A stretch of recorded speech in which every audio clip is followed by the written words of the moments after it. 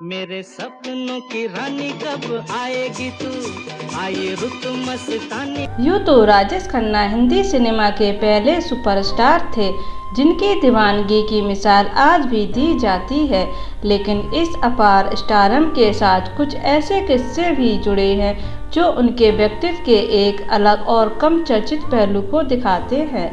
जब महमूद ने राजेश खन्ना को थप्पड़ मारा। फिल्म जनता हवलदार की शूटिंग के दौरान राजेश खन्ना अपनी लेट लतीफ़ी और नखरों से निर्देशक और अभिनेता महमूद को परेशान कर रहे थे। राजेश खन्ना अपनी मनमर्जी से सेट पर आते थे और शूटिंग में काफ़ी देर करते थे। महमूद ने उन्हें कई बार समझाया लेकिन कोई फ़र्क नहीं पड़ा। एक दिन जब राजेश खन्ना अपनी आदत के मुताबिक देर से आए तो महमूद का सब्र टूट गया और उन्होंने गुस्से में उन्हें एक जोरदार थप्पड़ जड़ दिया। इस घटना के बाद राजेश खन्ना को अपनी गलती का एहसास हुआ और उन्होंने अपनी आदत में सुधार करने की कोशिश की। अंजू महिदू से रिश्ता और बदला लेने की भावना। राजेश खन्ना की जिंदगी में अभिनेत्री अंजू महिदू का बहुत खास स्थान था। वे 7 साल तक एक दूसरे के साथ रिश्ते में रहे, लेकिन राजेश खन्ना के अत्यधिक पसेसिव स्वभाव के कारण उनका रिश्ता टूट गया। अंजू से अलग होने के बाद राजेश खन्ना ने जल्दबाजी में डिम्पल कबाड़िया से शादी कर ली।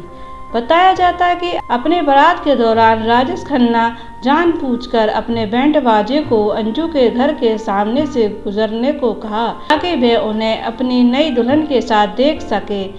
यह एक ऐसा कड़वा किस्सा था जो उनकी जिंदगी भर चर्चा में रहा।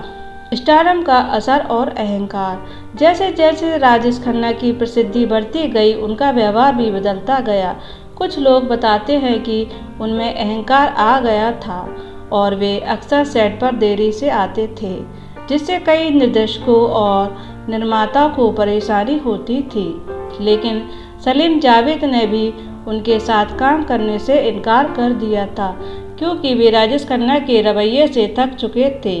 फिल्म दीवार में अमिताभ बच्चन की भूमिका पहले राजेश खन्ना को ऑफर की गई थी, लेकिन उनके नखरों के चलते यह रोल अमिताभ बच्चन को मिला, जिसने उनके करियर को एक नई दिशा दी। अनीता आडवाणी और विवादित विरासत। राजेश खन्ना के अंतिम दिनों में अनीता आडवाणी उनके साथ रहती थी। हालांकि डिम्पल कबाड़िया से उनका कानूनी रूप से तलाक नहीं हुआ था।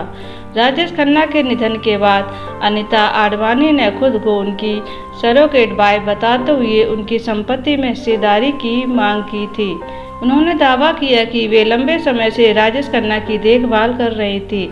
इस विवाद ने खूब सुर्खियां बटोरी और उनके अंतिम संस्कार के दौरान भी यह देखा गया कि परिवार ने अनीता को अंतिम यात्रा में शामिल होने से रोका था।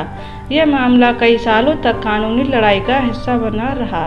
मिलते हैं नए किस्सों के साथ। नमस्कार।